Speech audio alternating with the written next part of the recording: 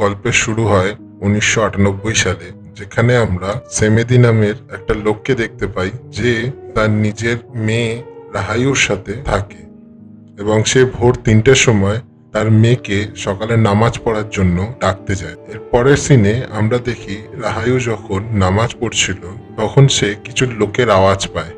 যখন সে বাইরে যায় তখন সে দেখে দুজন লোক তার বাবাকে খুব বাজেভাবে মারছিল। রাহায়ু ওর বাবাকে বাঁচানোর চেষ্টা করে আর তার মধ্যে ও একটা লোকের কান কামড়ে দেয়, কিন্তু আর একটা লোক তার বাবার মাথা কেটে তাদের এই বাড়ির গেটের মধ্যে ঝুলিয়ে দেয়। এরপরে আমাদের কিছু নিউজ দেখানো হয় যাতে বলা হয় সেমেদিকে কালো জাদু এবং জিন রাখার জন্য তাকে মেরে দেওয়া হয়।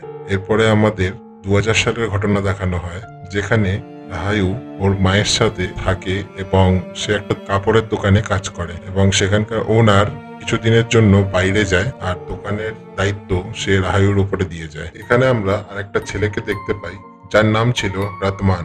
এখানে সে রাহায়ুকে জিনিসপত্র ডেলিভার করতে দোকানে আসে। রতমান রাহায়ুকে বেশ পছন্দও করত এবং ঠিক তখন আমরা দেখি তারই পাশের দোকানে আর একটা মেয়ে ছিল যার নাম ছিল রিরি। রিরি এখানে রতমানকে বলে রাহায়ুর থেকে দূরে থাকতে, না তো ও তার উপরে কালো জাদু করে দেবে। বাড়ি আসার পরে রাহায়ু ওর মা আর সেনতত, যে ওর দাদু ছিল, তার কথা শোনে। সেনতত ছিল ওর মায়ের আঙ্কেল। সেনতত এখানে রাহায়ুর মাকে বলে তার দোকান এবং ঘরবাড়ি বেচে দিয়ে তার সাথে গিয়ে থাকতে, কারণ সেমেদি মরার আগে এই বাড়িটা বেচে দেওয়ার কথা বলে। এই কথাটা রাহায়ুর পছন্দ ছিল না, সেই কারণে ওর মা ক্লিয়ারলি না বলে দেয়। সেমেদির মারা যাওয়ার পরে সেই গ্রামের লোকজন রাহায়ুদের একটু অন্যরকম চোখে দেখত, কারণ রাহায়ুর বাবা ছিল একজন শামান আর সে কালো জাদু বগেরা করত। এর পরের সিনে আমরা দেখি রাহায়ু যখন তার পাশের বাড়িতে সুরবর সাথে দেখা করতে যায় এবং তাকে ফল দিতে যায়, তখন সে সেখানে একটা সবুজ কালারের সাপের মাথাওয়ালা একটা লাঠি দেখতে পায়। যে লাঠিটা সেমেদি সুরবকে লাঠিটাকে দেখে রাখার জন্য দিয়েছিল। সুরবর কথাতে আমরা বুঝতে পারি সেটা খুবই একটা পবিত্র লাঠি। রাহায়ু তার দাদু সেনততকে পছন্দ করতো না, কারণ সে তার বাড়িটাকে বিক্রি করে দিতে চাইতো। আর যদি এই জিনিসটা হয় তাহলে তাকে তার ছোটবেলার বাড়িতে গিয়ে থাকতে হতো এবং সেই বাড়িটা এখন একটা প্রেয়ার রুম হয়ে গিয়েছে, যেখানে লোকজন নামাজ পড়তে যেত। এর পরের সিনে আমরা সেই নামাজ রুমেরই একটা সিন দেখতে পাই, যেখানে একটা লোক নামাজ পড়ছিল, যেখানে কেউ একজন তার পেছন থেকে বারবার তার কাঁধে হাত রাখছিল। সেই লোকটা ভয় পাচ্ছিল, কিন্তু তবুও সে নামাজ পড়া কন্টিনিউ করছিল এবং এখানে আমরা বুঝতে পারি সেই হাতটা একটা শয়তানের। ঠিক তখনই সেখানে লাইট চলে যায় এবং আমরা দেখি রাহায়ু সেখানে নামাজ পড়তে এসছে। এখানে আমরা দেখি সেই নামাজ রুমের ভেতরে সেই লোকটার সাথে আরো কিছু জিন নামাজ পড়তে এসছে। সেই লোকটা যখন পেছন ঘুরে তাকায় তখন সেখানে কেউই ছিল না। তাতে ভয় পেয়ে লোকটা সেখান থেকে পালিয়ে যায়। এরপরে যখন রাহায়ু সেই ঘরে গিয়ে লাইট জ্বালায়, তখন আমরা রাহায়ুর পেছনেও সেম ভাবে একটা জিন দেখতে পাই। সেই লাইট জ্বালাতেই গায়েব হয়ে যায় ওখান থেকে। এরপরে রাহায়ু সেখানে নামাজ পড়া শুরু করে এবং তার সাথেও ঠিক সেমই জিনিসপত্র হতে থাকে। রাহায়ু যখন নামাজ পড়ছিল তার সাথে সাথে একটা শয়তানি আওয়াজও সেই মন্ত্রকে রিপিট করছিল। রাহায়ু সেখান থেকে ভয় পায়, কিন্তু তবুও সে নামাজ পড়া কন্টিনিউ করে যাচ্ছিল। এরপরে যখন হঠাৎ করে লাইট চলে যায় তখন আমরা দেখি রাহায়ুর চারিপাশে বেশ কিছু জিন তাকে ঘিরে ধরে বসে নামাজ পড়ছিল এবং ঠিক তখনই সব জিনগুলো রাহায়ুকে ঘিরে ধরে বসে থাকে। এই দেখে রাহায়ু বেশ ভয় পেয়ে যায় এবং সে হঠাৎ করেই তার ছোটবেলার সিন দেখতে পায়, যেখানে সে তার বাবাকে কোনো একজন লোকের চিকিৎসা করতে দেখে। এখানে আমরা সেমেদিকে দেখতে পাই যে জিনকে দিয়ে চিকিৎসা করাতো এবং সে এক শয়তানি রূপ নিয়েছিল। এই সিনে আমরা দেখি সেমেদির ভেতর থেকে একটা সাপ বেরিয়ে আসে সবুজ কালারের এবং সে সেই পেশেন্টের মুখের ভেতরে গিয়ে একটা কালো সাপকে বার করে এনে সেটাকে মেরে ফেলে। এরপরে যখন সেই সাপটা রাহায়ুর সামনে যায়, রাহায়ু যখন সেই সাপটাকে ধরতে যায়, সেমেদি তখন সেই সাপটাকে ধরে এবং আটকে দেয়। তখন সেই সাপটাই একটা সবুজ কালারের লাঠি তৈরি হয়ে যায়। এরপরে রাহায়ু হঠাৎ করেই নিজের আসল দুনিয়াতে ফিরে আসে এবং সে ভয় পেয়ে সেখান থেকে পালিয়ে যায়। এর পরের দিন আমরা দেখি মার্কেটে রিরির দোকান থেকে লোকজন কাপড় না কিনে রাহায়ু যে দোকানে কাজ করতো সেই দোকান থেকে কাপড় কিনছে। এই দেখে রিরি প্রচন্ড পরিমাণ রেগে যায় এবং সে রাহায়ুকে একজন জাদুকরের মেয়ে বলে ভুলভাল কথাবার্তা বলতে থাকে। এরপরে রিরি রাহায়ুকে তার বাবার ব্যাপারে ভুলভাল কথাবার্তা বলে। এসব শুনে রাহায়ু হঠাৎই তার উপরে অ্যাটাক করে এবং আমরা দেখি রাহায়ুর চোখ সাদা হয়ে যায় এবং তাকে দেখে মনে হয় তার উপরে কোনো জিন ভর করে গেছে। তখনই রতমান এসে সবকিছু সামলায় এবং সেখানকার লোকজনরা এসে তখন তাকে পবিত্র জল দেয় খাওয়ার জন্য, এবং এখানে পুরো মার্কেটের সব লোক জানতে পেরে যায় যে রাহাইউ পজেসড হয়ে গেছে, কারণ সেখানকার সব লোকজন সেই প্রেয়ার রুমে যেতে ভয় পাচ্ছিল এবং তারা গেলে পরেও কাইন্ড অফ পজেসড হয়ে যাচ্ছিল। বাড়ি আসার পরে তার মা তাকে সেই প্রেয়ার রুমের ব্যাপারে জিজ্ঞাসা করে এবং জিজ্ঞাসা করে যে সে কি সেখানে কোনো জিন বা কোনো রকম আত্মা কিছু দেখতে পায় কিনা। তখন সেই কথায় রাহাইউ না বলে দেয় এবং তার মা বলে যদি সে কখনো কোনো জিন বা কোনো আত্মা কিছু দেখতে পায় তবে সে যেন আল্লাহর কাছে দোয়া করে এবং একটা মন্ত্র দেয় সেই মন্ত্রটা পড়ার জন্য। এর পরের সিনে রাহাইউ সেই প্রেয়ার রুমে দেখতে পায় একটা লোক নামাজ পড়ছিল এবং হঠাৎই তার পিঠে ব্যথা শুরু হয় এবং রাহাইউ দেখতে পায় সেই লোকটার পিঠে কোনো এক বাচ্চা জিন বসেছে এবং সেই বাচ্চাটা হঠাৎই সেখান থেকে গায়েব হয়ে যায়। এর পরের সিনে আমরা দেখতে পাই রাহাইউ সেই প্রেয়ার রুমে নামাজ পড়ছে যখন সে সেখানে এক জিনের পা দেখতে পায়। তখন রাহাইউ সেই মন্ত্রটা পড়তে থাকে এবং আল্লাহর কাছে দোয়া করতে থাকে। ঠিক তখনই রাহাইউ তার সামনে একটা শয়তানকে দেখতে পায় যে তার কাটা মাথা নিয়ে তার সামনে দাঁড়িয়ে থাকে এবং রাহাইউ সেখানে প্রচন্ড পরিমাণ ভয় পেয়ে চিল্লাতে থাকে এবং আমরা দেখতে পাই রাহাইউ সেখানে অনেকগুলো শয়তানের মাঝখানে শুয়েছিল এবং সেই শয়তানগুলো তাকে পুরোপুরিভাবে হন্ট করতে থাকে এবং সেই দৃশ্যের পরে রাহাইউ সেখান থেকে ভয় পেয়ে পালিয়ে যায় এবং বাড়ির দিকে আসতে থাকে।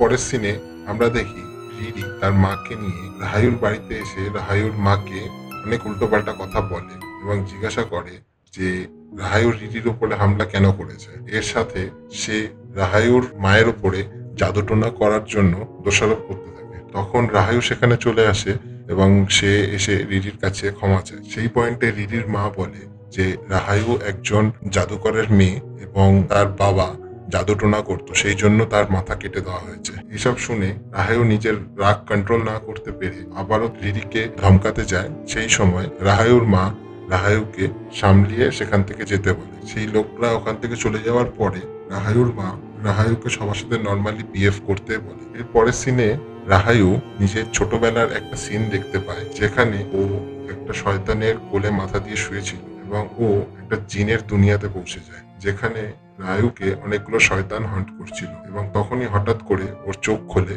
এবং ও নিজেকে সুরবর বাড়িতে পায় যাকে রতমান প্রেয়ার রুম থেকে অজ্ঞান অবস্থায় নিয়ে আসে। এখানে আমরা জানতে পারি রাহাইউ অজান্তেই সেই সমস্ত জিনদেরকে বা শয়তানদেরকে ডেকে ফেলে এবং তার ভেতরের ক্ষমতার জন্য সেই জিনরা বা শয়তানরা তার কাছে চলে আসে। কিন্তু এখন রাহাইউ কিছু করার নেই, কারণ ও নিজেই সেই সমস্ত জিনগুলোকে ডেকে আনে। এখানে আমরা জানতে পারি রাহাইউ যখন ছোট ছিল তখন সে সেই সমস্ত জিনগুলোকে দেখতে পারত যাদেরকে ও নিজের বন্ধু বলতো। সুরব এই সত্যিটা রাহাইউকে জানায়। সুরব ওকে এও বলে যে ও একটা সাধারণ মানুষ নয়, সেই কারণে সেন্তা তার ওর বাবা মিলে ওর ওপরে একবার এক্সোসিজমও পারফর্ম করেছে। সেই শয়তানগুলো ওর জন্য অপেক্ষা করছে, সেই জন্য তার পেছন পেছন তারা প্রেয়ার রুম পর্যন্ত চলে আসে। এর পরের দিন আমরা দেখতে পাই রাহাইউ যখন বাজারে নিজের দোকানে কাজ করছিল তখন তার হঠাৎ করেই কালো রঙের বমি হয় আর সে মার্কেটের মধ্যেই অনেক জিনকে দেখতে পায়। তখন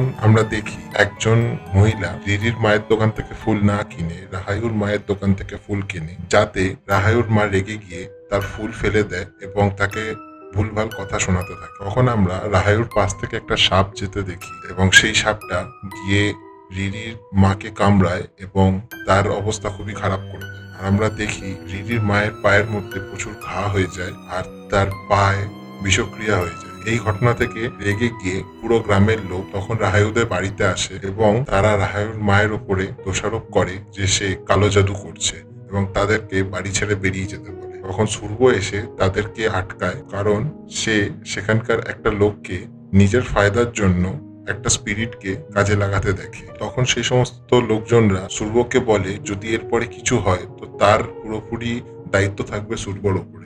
এই বলে এই সমস্ত গ্রামের লোকজনরা সেখান থেকে চলে যায়। সেই রাতে রাহাইউ আবারও পজেসড হয়ে যায় আর সেই সাপটা রিরির মায়ের বাড়িতে গিয়ে নিজের হাত দিয়ে তার গলা টিপে মেরে ফেলে। এই ঘটনার পরে সেখানকার লোকজন ন্যায় বিচার চাইছিল এবং তারা রাহাইউর মায়ের যাতে শাস্তি হয় সেই জন্য পরিকল্পনা করছিল। তখন সুরব রাহাইউর মাকে পোচং ওথ মানে মৃত্যুর দিব্যি নিতে বলে, যাতে এই রিচুয়ালে রাহায়ুর মাকে একটা লাশের মতো করে বেঁধে দেওয়া হবে, আর যদি রাহায়ুর মা কালো জাদু না করে থাকে তবে সে বেঁচে থাকবে, না তো সে মরে যাবে। কিন্তু রাহায়ু এখানে ওর মায়ের বদলে নিজে সেই দিব্যি নিতে রাজি হয়ে যায়, কিন্তু তার মা তাকে বারণ করে দেয় এবং নিজেই সেই দিব্যি নিতে প্রস্তুত হয়। এর পরের সিনে আমরা দেখতে পাই রাহায়ুর মা পোচমতের জন্য দিব্যি নেয় এবং তাকে একটা লাশের মতো করে বেঁধে দেওয়া হয়। আর অন্যদিকে রাহায়ু সেই রুমের ভেতরে নামাজ পড়তে থাকে। তখন রাহায়ুর মা জিনদের দুনিয়াতে পৌঁছে যায়, যেখানে ওর মা এক জিনকে রাহায়ুর মধ্যে যেতে দেখে, আর রাহায়ু সেই জায়গায় পজেসড অবস্থায় দাঁড়িয়েছিল।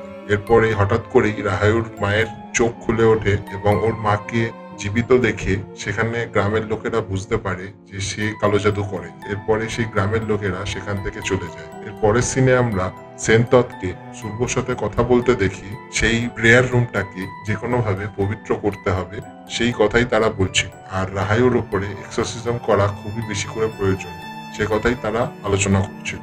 অন্যদিকে রাহায়ুর মা তাদের সেই ঘরটাকে দুজন লোকের কাছে বিক্রি করতে চাইছিল এবং এই ডিসিশনে রাহায়ু একটুও খুশি ছিল না। তখন রাহায়ুর মা রাহায়ুকে বলে, সে যখন দিব্যি নিচ্ছিল সেই সময় সে বেশ কিছু জিনদের দেখতে পায় এবং রাহায়ু সেই জিনদের মধ্যে একজন ছিল।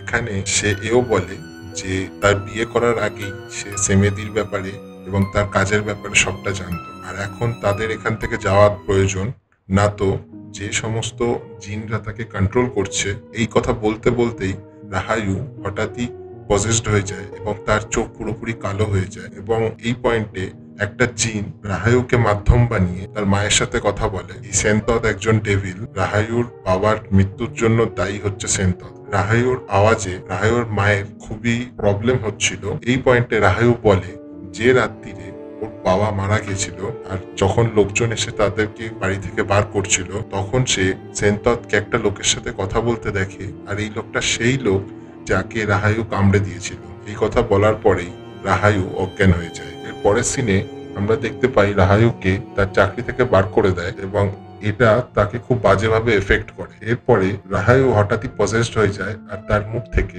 দুটো সাপ বেরিয়ে আসতে দেখি, যার মধ্যে থেকে একটা সাপ এসে তার দোকানের যে মালকিন ছিল তাকে কামড়ে দেয় এবং মেরে ফেলে, আর দ্বিতীয় সাপটা তার মায়ের কাছে যায়, যাকে রাহায়ুর মা তখন দেখে সেই সাপটা রাহায়ুর ভাইয়ের গলার মধ্যে জড়িয়ে রয়েছে, যেটা দেখে রাহায়ুর মা সেই সাপটাকে ধরে পিটিয়ে মারার চেষ্টা করে। তখন রাহায়ু এসে তাকে থামায়। তখন আমরা বুঝতে পারি সেই শয়তানটা সাপের রূপ নিয়ে আসলে ওর ভাইকেই মারিয়ে দেয়, আর সেই শয়তানটা সেমেদির রূপ দেখিয়ে ওর মাকে গলায় দড়ি দিতে বাধ্য করে ফেলে। এইসব দেখে রাহায়ু অজ্ঞান হয়ে যায় এবং এরপরে যখন তার চোখ খোলে সে নিজেকে সেনততের বাড়িতে পায়, যেখানে সেনততের ওয়াইফ রাহায়ুকে বলে যে সেনতত একজন বড়লোক মানুষ, তার কোনো রকম সম্পত্তির আর প্রয়োজন নেই। সেনতত সেমেদিকে নিজের ছেলের মতন করেই দেখে এসছে, আর ও রাহায়ুকে কোনো রকম ক্ষতি করবে না। এখানে আমরা জানতে পারি যে সেনততের ওয়াইফ ছিলেন,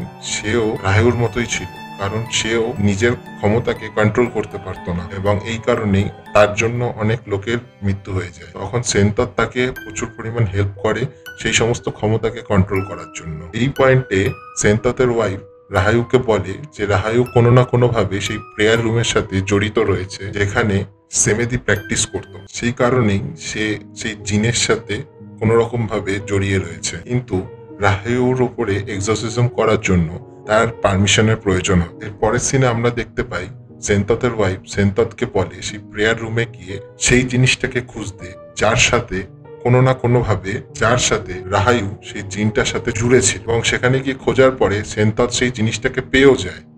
এবার রাহায়ুর এক্সোরসিজম শুরু করা হয়, কিন্তু রাহায়ু তার শরীরের ভেতরের শয়তানকে বাইরে আনার জন্য একটু রাজি ছিল না, কারণ সে সেই জায়গায় সেই লোকটাকে দেখতে পায় যাকে সে কামড়ে দিয়েছিল এবং যারা তার বাবাকে মেরে দিয়েছিল। এরপরে আমরা দেখতে পাই রাহায়ু হঠাৎই পজেসড হয়ে যায় এবং তার সামনে সেই সবুজ কালারের সাপের মাথা আলা লাঠিটাকে রাখা হয়, আর ঠিক তখনই একটা জিন রাহায়ুর উপরে পুরোপুরি ভাবে পজেসড করে নেয়। রাহায়ু বলে সেনতত ওর বাবাকে মারে এবং ওর বাবার মৃত্যুর জন্য পুরোপুরি ভাবে দায়ী। এখানে আমরা আসল সত্যিটা জানতে পারি, রাহায়ুর বাবাকে আসলে সুর্ব মারিয়েছিল, তাও আবার সেনততের ছেলেকে ইউজ করে। সুর্ব সেমেদিকে যে মেরে ফেলবে এই কথা সে সেন্ততের ছেলেকে বলেন, তখন আমরা দেখি সেন্ততের ছেলে হঠাৎই পজেসড হয়ে যায় এবং সে নিজেরই বাবাকে মানে সেন্ততকে মেরে ফেলে। সেন্ততের ওয়াইফ এসে তার নিজের ছেলেকে কন্ট্রোলে আনে, কিন্তু তার ছেলে এই পাপের জন্য সে নিজেকেই মেরে ফেলে। তখন পজেসড হয়ে যাওয়া রাহায়ু বলে যে ও মরে যাওয়ারই যোগ্য ছিল। তখন সেন্ততের ওয়াইফ রাহায়ুর ওপরে এক্সরসিজম পারফর্ম করে যাতে সেই জিন রাহায়ুর শরীর ছেড়ে বেরিয়ে যায় এবং রাহায়ু পুরোপুরিভাবে নর্মাল হয়ে যায়। এন্ড সিনে আমরা দেখি সেন্ততের ওয়াইফ রাহায়ুকে নিজের পাওয়ার্স কন্ট্রোল করার জন্য বলতে থাকে এবং তাকে হেল্প করে, এবং আমরা দেখি সেন্ততের ওয়াইফ সেই লাঠিটাকে লুকিয়ে দেয় যাতে সেটা থেকে আর কোনো রকম ভাবে কেউ এফেক্ট না হতে পারে, এবং সিন এখানেই শেষ হয়ে যায়। এই ছিল খানসা ফিল্মের কাহিনী। আশা করি আজকের গল্পটা আপনাদের সবার ভালো লেগেছে। যদি গল্পটা ভালো লেগে থাকে লাইক, শেয়ার, কমেন্ট করতে ভুলবেন না। দেখা হচ্ছে পরের ভিডিওতে।